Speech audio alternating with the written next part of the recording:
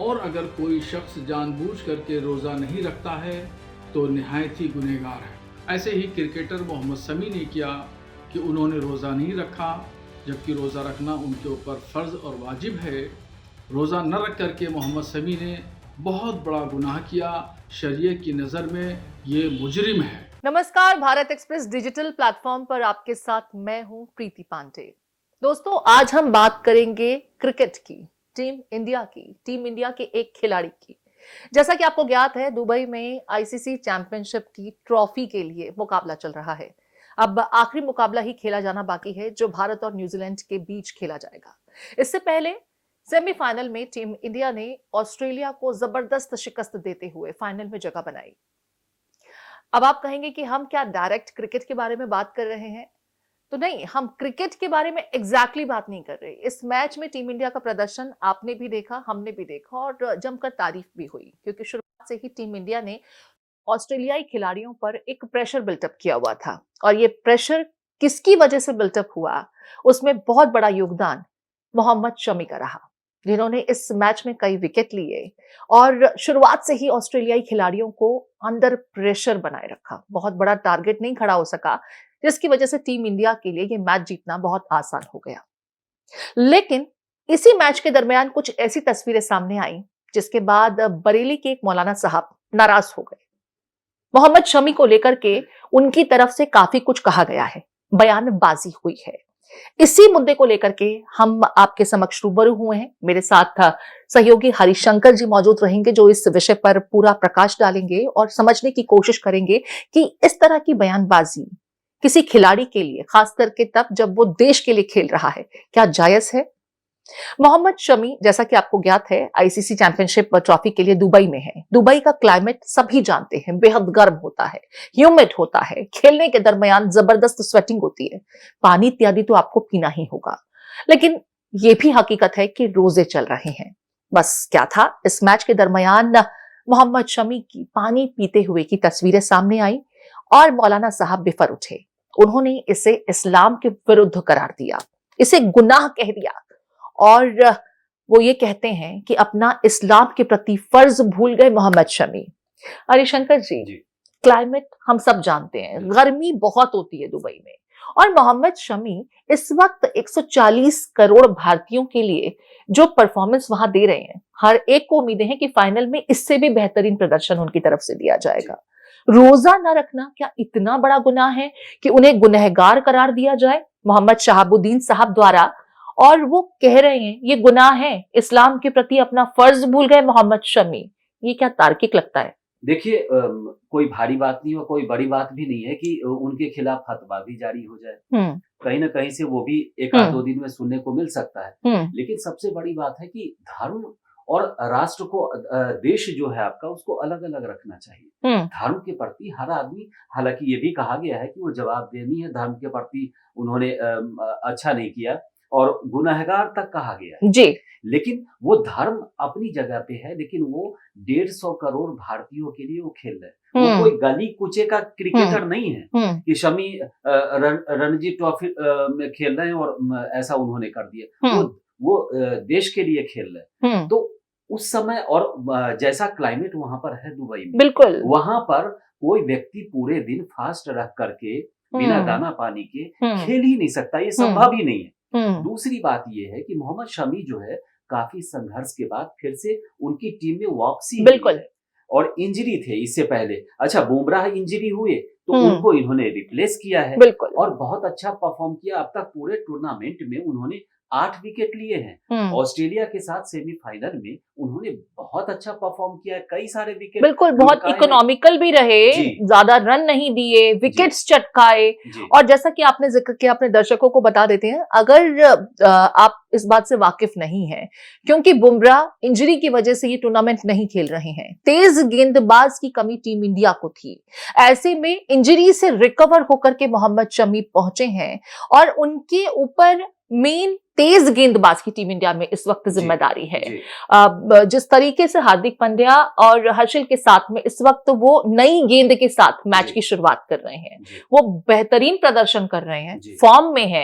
ऐसा नहीं है कि वो इस टूर्नामेंट को स्किप कर सकते हैं, ये ऑप्शन नहीं होता है कि आपको धार्मिक रीजन है इसलिए आप इस टूर्नामेंट में शरीक नहीं होंगे क्योंकि आपको रोजे रखने हैं। तो ये जो बयानबाजी है बहुत हल्की बयानबाजी है, और आप कह रहे हैं कि फतवा भी जारी हो सकता है, ये समझ के परे है। ये बयान जो है वो उनकी सोच, उन्होंने देश के लिए बड़ा सोच नहीं दिखाया, क्योंकि मौलाना शहाबुद्दीन जो कह रहे हैं अब फाइनल मैच खेला जाना, संडे को फाइनल मैच होगा और वो टीम इंडिया की धार है, और आपने उसी धार पर अटैक करके कहीं ना कहीं उनके हौसले को पस्त करने की कोशिश की है। तो ये आप क्या कर रहे हैं? आप एक तरफ धर्म की बात करते हैं, मौलाना है, धर्म की बात कर रहे हैं, और इसका ये कोई मतलब नहीं है कि मोहम्मद शमी अगर रोजे वो नहीं रख रहे हैं तो धर्म का वो अपमान कर रहे हैं। नहीं, धर्म के प्रति उनकी जवाबदारी है और हर किसी की होती है, बिल्कुल, वो किसी भी धर्म से हो। और दूसरी बात है कि धर्म से बड़ा कई मामलों में देश को रखना पड़ता है, क्योंकि ये राष्ट्र है। आप यहाँ सुरक्षित हैं हर मायने में, और राष्ट्र के प्रति आपकी जवाबदेही है। देश पहले धर्म बाद में, या इक्विवेलेंट भी मैं इसे कह सकती हूँ। लेकिन यहाँ पर हरिशंकर जी, होली दिवाली के मौके पर भी कई बार क्रिकेट के मैच शेड्यूल होते हैं। अब ऐसे में वो खिलाड़ी ये कहें कि हमें तो अपने घर में जाकर लक्ष्मी पूजन करना है, वो हम नहीं कर पा रहे हैं, तो फिर तो हो गया मैच। टूर्नामेंट्स किसी इंडिविजुअल के धर्म के लिहाज से तो स्केड्यूल होते भी नहीं है। ये जो गैर तार्किक बयानबाजी है, इस तरह की गैर तार्किक बयानबाजी के जरिए क्या सस्ती जो एक पॉपुलैरिटी है वो हासिल करने की कोशिश की गई है, या क्या है? क्योंकि टीम इंडिया को लेकर के हमने बीते दिनों भी देखा था, सस्ती लोकप्रियता पाने के लिए कमेंट हो रहे हैं। ये सवाल मैं आपसे पूछना चाह रहा था, उस दिन आप एंकर कर रही थी और बहुत अच्छा आपने बताया भी था कि ये शमा मोहम्मद हैं, उसके बाद सौगत राय हैं, ये भी आजकल नेता भी क्रिकेट पर कमेंट करने लगे। आप क्रिकेट देखिए, लेकिन जिस चीज के आप एक्सपर्ट नहीं है, कम से कम उसके बारे में तो मत कहिए। आप कोई रोहित शर्मा के बारे में शमा जी कह रही है कि वो मोटे हो गए और उनको परेशानी, जबकि उन्होंने बहुत अच्छा बैटिंग किया। बिल्कुल। तो और सौगत राय भी अपनी प्रतिक्रिया दे रहे हैं। तो आपको क्या लगता है कि इस तरह से अचानक से ये नेताओं की बयानबाजी? मुझे ऐसा लगता है कि टीम इंडिया में पॉलिटिक्स,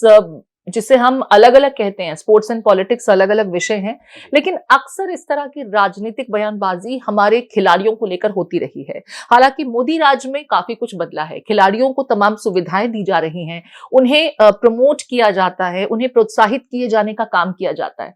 फिर मोहम्मद शमा जैसे प्रवक्ता जो हैं, उन्होंने एक मर्तबा नहीं, उनसे बार बार पूछा गया, पहले वो ट्वीट करती हैं, ट्वीट के बाद अपने स्टेटमेंट को जस्टिफाई करती हैं। हालांकि पार्टी के प्रेशर में उन्हें वो ट्वीट बाद में डिलीट करना पड़ा, लेकिन डैमेज हो चुका था। और हमने ऑस्ट्रेलिया मैच के दरमियान देखा भी, बार बार रोहित शर्मा की बॉडी स्ट्रक्चर को लेकर के, फिटनेस को लेकर के अनायास ही ये स्टेटमेंट्स आ रहे थे।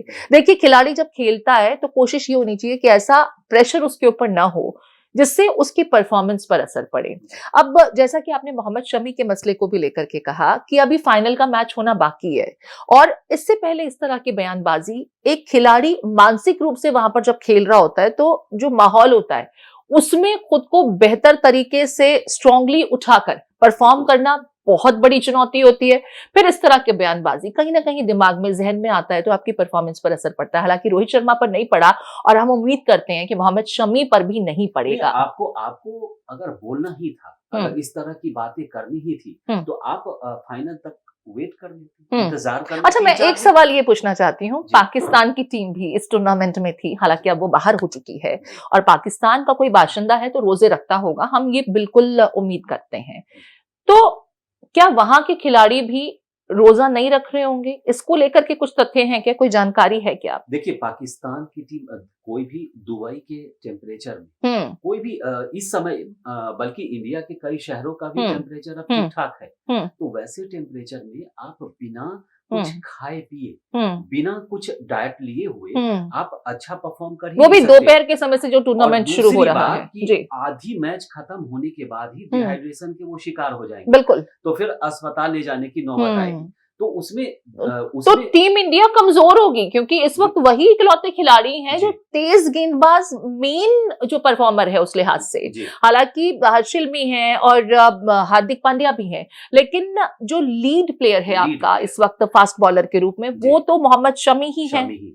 और वो बुमराह की जगह बहुत अच्छा परफॉर्म कर रहे हैं। हालांकि बुमराह की कमी टीम इंडिया को खल रही है, लेकिन शमी जो है उन्होंने बहुत धारदार गेंदबाजी की है, और फाइनल में भी जब फाइनल मैच खेला जाएगा तो मुझे लगता है कि वो बहुत अच्छी गेंदबाजी करेंगे, क्योंकि उनकी वापसी तो हुई है लेकिन वो बहुत लय में दिख रहे हैं, और उनकी जो गेंदबाजी है एक आध वेराइटी वो नया भी लेकर के आए हैं, और बीच बीच में आपने देखा होगा कि वो एक्सपेरिमेंट करते रहते हैं। अगर कोई बल्लेबाज है विरोधी टीम का और वो लगातार परफॉर्म कर रहा है, वो पिच पर टिका हुआ है, तो उसके खिलाफ वो अपनी अलग अलग तरह की बॉलें फेंकते रहते हैं, और कई बार उनको सफलता भी मिलती है। यहाँ पर मैं आईपीएल का भी जिक्र करूंगी। चैंपियंस ट्रॉफी तो फिलहाल 9 तारीख को खत्म हो जाएगी, लेकिन मार्च के अंत तक आईपीएल भी शुरू होने जा रहा है, और 31 मार्च तक तो रोजे हैं। अब ऐसे में मौलाना साहब क्या चाहते हैं? मोहम्मद शमी खेले ही नहीं, जो उनकी देश के प्रति पहले जिम्मेदारी है। आप इसको किस तरीके से देखते हैं, क्या संदेश देना चाहेंगे? मौलाना साहब हो सकता है कि उन्होंने ऐसे ही बयान दे दिया होगा, बहुत सोच समझ मैं इसे सस्ती लोकप्रियता हासिल करने के लिए दिया गया बयान कह रही हूँ, मेरा ये मानना है। नहीं, बिल्कुल हम भी यही मानते हैं कि उन्होंने ऐसे ही कुछ बोल दिया, इतना सोचा समझा नहीं होगा कि शमी पर क्या असर पड़ने वाला है, टीम इंडिया पर इसका क्या असर पड़ सकता है। अब मान लीजिए कि शमी जो है रोजे रखने लग जाए फाइनल तक, फिर क्या होगा? वो कैसे परफॉर्म कर पाएंगे? नहीं, यहाँ पर मेरी जो जानकारी है, मुझे नहीं पता कि मौलाना साहब ने आखिर क्यों इसे गुनाह करार दिया, लेकिन जितना मैं इस्लाम को जानती हूँ, मेरे भी कई मित्र इस्लाम धर्म से ताल्लुक रखते हैं, हम उनका सम्मान भी करते हैं, और जब बातचीत होती है रोजों को लेकर के, तो ये कहा जाता है कि अगर आपसे कुछ रोजे छूट गए हैं तो इस्लाम में इस बात का भी जिक्र किया गया है, शरीयत में उसे आप आगे बढ़ा सकते हैं, उसके लिए भी व्यवस्थाएं हैं, उसका भी जिक्र है कि अगर आपके पूरे दिन नहीं होते हैं, आपके स्वास्थ्य कारण की वजह से, किसी अन्य कारण की वजह से, तो भी उसे पूरा किया जा सकता है। तो ये इतना बड़ा गुनाह तो नहीं था कि मौलाना साहब ने यहाँ पर इसे गुनाह करार दे दिया और ये कहा कि वो अपना धर्म के प्रति जो जिम्मेदारी है, जो फर्ज है, वो नहीं निभा रहे हैं। देखिए, लोगों ने बातचीत की होगी उनसे, उनके पास कई सारे लोग गए होंगे, उन्होंने कहा होगा कि शमी को तो हमने देखा है कोल्ड ड्रिंक्स पीते हुए, तो उन्होंने कहा अच्छा, ये तो बहुत गलत है। तो फिर उन्होंने अब मीडिया के लोग पहुंच गए उनके पास, उन्होंने कहा कि भाई ये तो बहुत इन्होंने गुनाह किया है और ये गुनहगार है, लेकिन उन्होंने ये नहीं समझा होगा कि वो शमी जो है वो साधारण से खिलाड़ी नहीं है। इस्लाम ने रोजे को फर्ज करार दिया है, और आकिल बालिग औरत मर्द पर सब पर रोज़ा रखना फ़र्ज़ है, और अगर कोई शख्स जानबूझ करके रोज़ा नहीं रखता है तो निहायत ही गुनहगार है। ऐसे ही क्रिकेटर मोहम्मद शमी ने किया कि उन्होंने रोज़ा नहीं रखा, जबकि रोज़ा रखना उनके ऊपर फ़र्ज़ और वाजिब है। रोज़ा न रख करके मोहम्मद शमी ने बहुत बड़ा गुनाह किया। शरीयत की नज़र में ये मुजरिम है, शरई कटघरे में खड़े हैं, इनको हरगिज़ ऐसा नहीं करना चाहिए। मैं इनको हिदायत देता हूँ, नसीहत भी करता हूँ बहैसियत आलिम दीन कि इस्लाम के जो फ़राइज़ हैं, वाजिबात हैं, अरकान हैं, उनकी बहुत सूरत पाबंदी करें, क्रिकेट का खेल कूद भी करें, सारे काम अंजाम दें, मगर अल्लाह ने जो जिम्मेदारी बंदे को ऊपर दी है, इस्लाम ने जो शरीयत का निफाज किया है, उसकी जिम्मेदारी भी बंदे के ऊपर है। इन तमाम चीज़ों को मोहम्मद शमी को समझना चाहिए। टीम इंडिया को रिप्रेजेंट कर रहे हैं, देश को 140 करोड़ भारतीयों को रिप्रेजेंट कर रहे हैं, और वो जब ट्रॉफी टीम इंडिया जीतेगी तो उसका काफी बड़ा श्रेय मोहम्मद शमी को भी जाएगा। ये इन लोगों को समझना होगा। और जो लोग सिर्फ सस्ती लोकप्रियता के लिए या जानबूझ करके कोई शांत माहौल चल रहा है उसमें इस तरह का तड़का लगाकर, धार्मिक तड़का लगा करके अपने जो है चांदी करने की कोशिश करते हैं, पब्लिसिटी हासिल करने की कोशिश करते हैं, वो देश के प्रति जिम्मेदारी नहीं निभा रहे। क्योंकि आपकी इस तरह की टिप्पणी की वजह से देश के 140 करोड़ लोग जो हैं उनकी उम्मीदों पर अगर खिलाड़ी ने अपने जहन पर वो बयानबाजी हावी होने दी तो हो सकता है परफॉर्मेंस पर असर पड़े। और 140 करोड़ भारतीय जिस ट्रॉफी की उम्मीद कर रहे हैं, वो अगर टूट जाए सपना, तो क्या आपको अच्छा लगेगा? ये दोष तो आप पर है। मौलाना साहब, हम उम्मीद करते हैं कि आप अपने इन शब्दों को, इन बयानों को वापस लेंगे या इस पर खेद जरूर व्यक्त करेंगे। अभी 9 तारीख का वक्त बाकी है। ऐड करूं कि मौलाना साहब ने टीम इंडिया के जो एकदम धारदार बॉलर हैं उन पर इन्होंने निशाना साधा है, उनको गुनहगार बताया। लेकिन अगर वो ये ऐसा बयान उन्होंने नहीं दिया होता तो क्या हम इस पर चर्चा कर रहे होते? तो ये टीम इंडिया 140 करोड़ भारत वासी जो है इसको देखते हैं, शमी के बारे में जानना चाहते हैं, अभी सोशल मीडिया में वो लगातार सर्च हो रहे हैं। तो इस समय आकर के बयान देना मतलब मौलाना शहाबुद्दीन को कहीं ना कहीं उनको लगता है कि अगर शमी के बारे में हम ऐसा कह देंगे तो लोग मेरे बारे में भी सर्च करेंगे। लोकप्रिय होने की उनकी कोशिश, इसे हम इस तरह से कह सकते हैं। तो मौलाना साहब, अपने बयान पर खेद जरूर व्यक्त कीजिएगा, आपसे यही अपील है, क्योंकि मोहम्मद शमी कोई इंडिविजुअल मुस्लिम इस वक्त नहीं है जो अपना रोजे को लेकर के फर्ज नहीं निभा रहा है, बल्कि टीम इंडिया का वो खिलाड़ी है जो इस वक्त देश के लिए खेल रहा है, देश की दुबई में नुमाइंदगी कर रहा है आईसीसी चैंपियनशिप ट्रॉफी के लिए। हमारी इस खास पेशकश में इतना ही। बहुत शुक्रिया हरिशंकर जी, विस्तार से इस विषय पर बातचीत करने के लिए। धन्यवाद।